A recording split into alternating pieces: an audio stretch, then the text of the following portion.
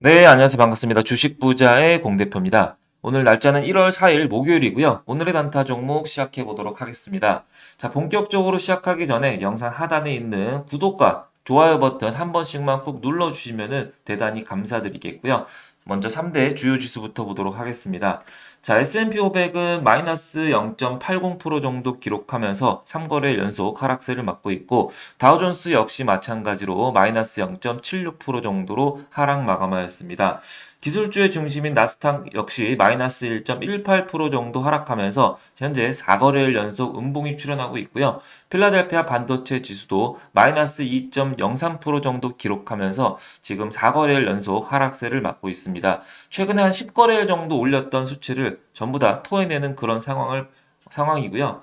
기존에 올렸던 상승폭을 일부 거의 다 토해냈다라고 보시면 될 것 같고, 천연가스는 반면에 플러스 4.60% 정도 상승 마감한 2.686을 기록하였고요. 국제유가도 배럴당 73달러 정도를 기록하면서 플러스 3.75% 정도 상승하였습니다. 국제유가는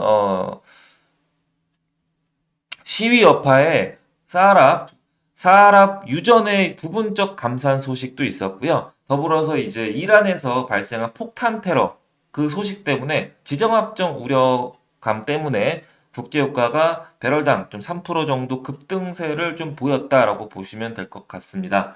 그러므로서 천연가스 역시 그 여파로 오늘 상승했다라고 보시면 될 것 같고요.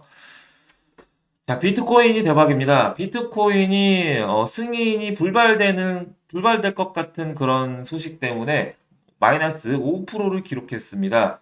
아직 확실하게 뚜껑은 열린 것은 아니지만은 불발될 것 같은 불안감 때문에 오늘 마이너스 5% 정도 하락했다라고 보시면 될 것 같고, 4만 5천 달러 부근을 어제까지 고점을 형성하다가 다시 재차 박스권 구간인 4만 2천 달러 부근까지 다시 좀 일부 상승폭을 좀 반납했다라고 보시면 될 것 같고, 공포지수 빅스지수는 플러스 6.36% 정도 상승한 14.04를 기록하면서 마감을 하였습니다.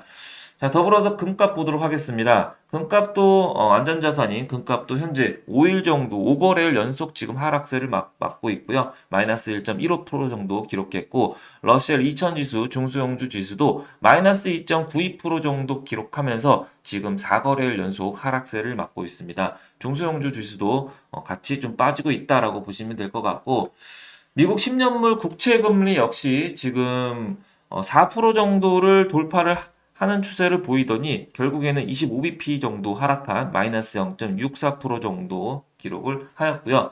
미국 달러 지수도 플러스 0.26% 정도 상승하여서 한 4거래일 정도 상승세를 보이고 있습니다. 국채금리는 아무래도 장중에 4% 이상 상승한 여파는 어, 토마스 바킨 총재의 매파적인 발언 때문에 10년물 기준이 4% 정도 상승했다라고 보시면 될 것 같고, 상승했다가 이제 FOMC 의사록이 공개하고 나서, 그리고 나서 전망 때문에 결국 좀 하락세로 마감을 지었다라고 보시면 될 것 같아요. 다만 장단기 금리 차는 좀 확대되는 그런 흐름이었습니다.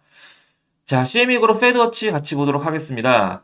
자, 뭐 연말 기준금리는 375bp에서 400bp는 뭐 동일한 그런 상황이고요. 이게 왼쪽은 어제 거고, 오른쪽 거는 오늘 거라고 보시면 될 것 같고, 자, 1월 달에는 동결하고 나서, 그리고 나서 3월 달에는 한 차례 내리고 나서, 다시 5월 달에 다시 금리가 인상되고 나서 쭉쭉쭉쭉 다시 내려갈 것이다 라고 전망을 했었었는데, 한 7회 정도 내려갈 것이다 라고 전망을 했었었는데, 지금 계단식으로 바뀌었어요. FOMC 의사록이 나오고 총재들의 발언이 나오고 나서 좀 시장에서는 다시 기대감이 계단식 하락으로 좀 전망을 하고 있다라고 보시면 될 것 같고요.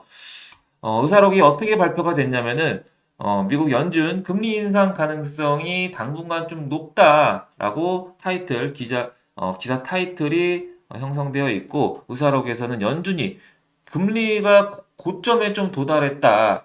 올해 금리 인하가 적절하는 거에 좀 동의를 다들 했다라는 그런 소식이 발표되면서 국채 금리의 찬물을 확 좀 끼얹었고요.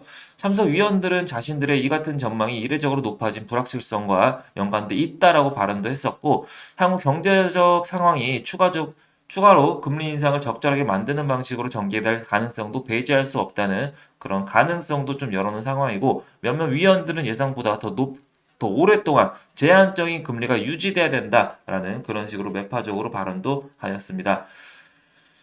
자, 더불어서 박희인 총재가 발언이 있었었는데요. 투표권이 있고 우리는 실질적인 진전을 좀 이루고 있다. 인플레이션이 좀 잡히고 있다라고 막 브리핑을 하고 있는 것이고 이제 모두가 인플레이션이 정상 수준으로 좀 돌아가고 경제가 견조한 상태를 좀 유지하는 연착륙을 이야기하고 있고 그럴 가능성이 좀 나타나고 있다라고 긍정적으로 발언을 초반에 했었고요. 경제 열 비행기를 좀 대변하면서 비유하면서 발언을 좀 했었었는데 경제의 연료가 다 떨어져서 성장이 반전할 수도 있으며 지정학적 위험이나 2023년도 3월 달에 발생한 은행 파산 문제, 은행권에 대한 충격과 같은 예상치 못한 난기류가 좀 발생할 수도 있다. 이런 상황도 발생할 수가 있기 때문에 그렇게 되면은 다시 한번 추가 금리도 올릴 수가 있고 장기 금리가 최근 하락했고 이것이 주택과 같은 금리에 민감한 섹터의 수요를 자극할 수도 있다. 추가 금리 인상의 가능성이 여전히 있고 주택과 서비스는 여전히 높다라고 배제하는 상황이었습니다. 뭐 매파적으로 좀 발언을 했죠. 결국에는 금리 인상할 수도 있어라는 그런 좀 조짐을 좀 긍정적으로 초반에 발언을 했다가 후반 들어서는 좀 매파적으로 좀 발언을 했다라고 보시면 될 것 같고 투표권은 아직 여전히 있다라고 보시면 될 것 같아요. 자, 경제지표 보도록 하겠습니다. 11월 채용 공고가 10월 달에 885만 건 정도를 기록했었는데 이번에 발표된 11월 달에 9만 건으로 집계가 되면서 2021년도 3월 달 이후로 32개월 만에 최저치를 기록했습니다. 더불어서 미국 12월 ISM 제조업 PMI가 발표가 됐는데요. 지난달에 46.7을 기록했는데 이번 달에 47.4를 기록하면서 월스트리트저널 예상치가 47.1이었는데 예상치보다 소폭 상회하면서 좀 개선되는 그런 흐름을 좀 보였습니다. 예상보다 좀 선방은 했는데 여전히 기준선 50을 좀 하회하면서 아직도 경기는 좀 위축되고 있다라고 보시면 될 것 같습니다. 신규 주문이 좀 부진을 했고요. 그리고 생산과 고용 그런 쪽은 소폭 개선을 했다라고 보시면 될 것 같아요. 자, 테마별로 보도록 하겠습니다. 자, 마이크로소프트는 마이너스 0.07% 정도로 하락 마감했고, 애플도 마이너스 0.75% 정도로 하락 마감하였습니다. 애플은 투자 의견이 좀 하향돼서 그 여파로 인해서 마이너스 0.75% 정도 하락했고, 11월 달에 스마트폰 시장 점유율이 좀 감소됐다는 그런 소식 때문에 약세를 보였고요. 엔비디아 역시 마이너스 1.24% 정도로 하락했는데 반도체 업종이 좀 약세를 보이면서 같이 동반적으로 좀 약세를 보였다라고 보시면 될 것 같습니다. 그리고 더불어서 비트코인 가격이 승인이 좀 거절 가능성이 좀 부각되면서 비트코인 가격이 42,000달러 부근까지 급락을 하자마자 비트코인 관련주 코인베이스가 마이너스 한 3% 정도 빠졌고요. 더불어서 스트레이티지 같은 코인 관련주로서 한 8% 정도 급락세를 보였습니다. 그리고 더불어서 일라일릴리가 눈에 띄게 4% 정도 올랐는데요. 4.31% 정도 올랐는데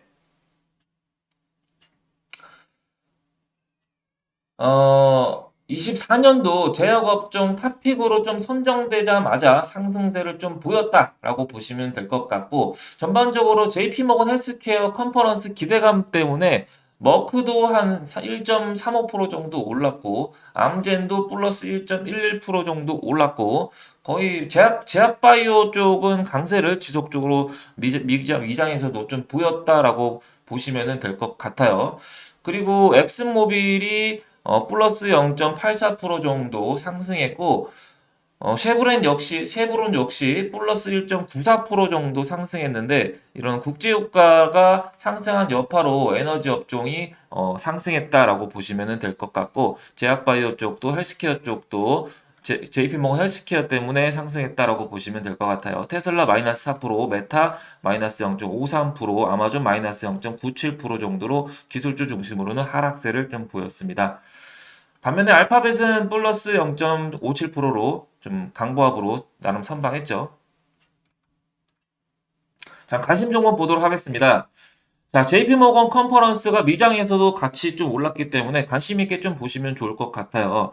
최근에 참가 기업이라든지 발표 기업들, 삼바라든지 셀트리온이라든지 관심 있게 지속적으로 보시면 좋을 것 같고, 더불어서 항암제라든지 마이크로 바이옴도 지속적으로 보시면 좋을 것 같습니다. 항암제는 켄타 매트릭스라든지 ST큐브라든지 에이프로젠이라든지 잘못 적었네요. GC셀이라든지 혹은 고바이오랩이라든지 KM제약, 소마젠, 랩지노믹스, 제약바이오도 미장에서 강세를 보였기 때문에 관심 있게 보시면 좋을 것 같고요.